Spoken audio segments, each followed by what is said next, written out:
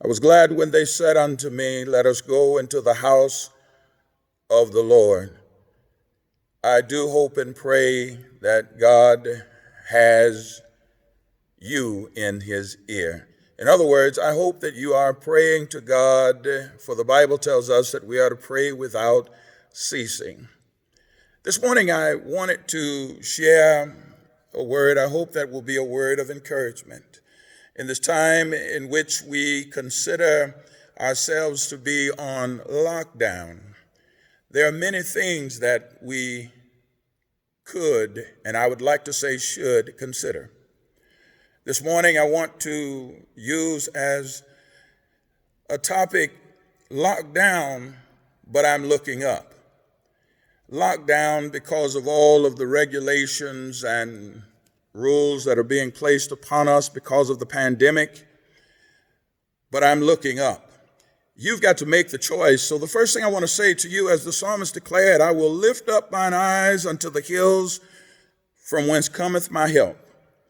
My help cometh from the Lord, which made heaven and earth. You got to make it personal. You got to make it a personal matter to determine within yourself which way you're going to look. So many of us have looked around the town for this item and that item, home products, cleaning products, if you will. But I want to encourage you this morning to look to God.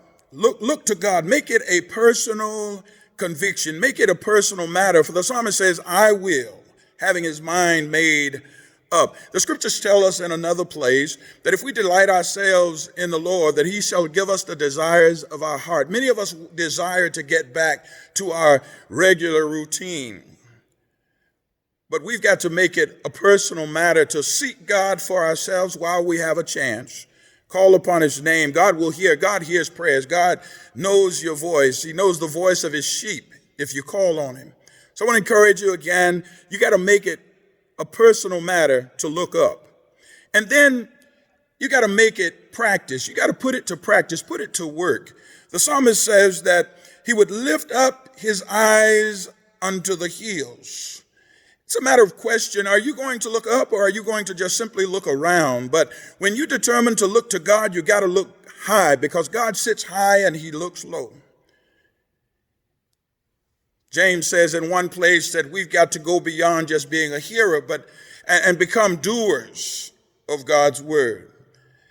There are those of us who are saved, amen. And as a saved saint of God, you've got to know that God expects us to be obedient to his word.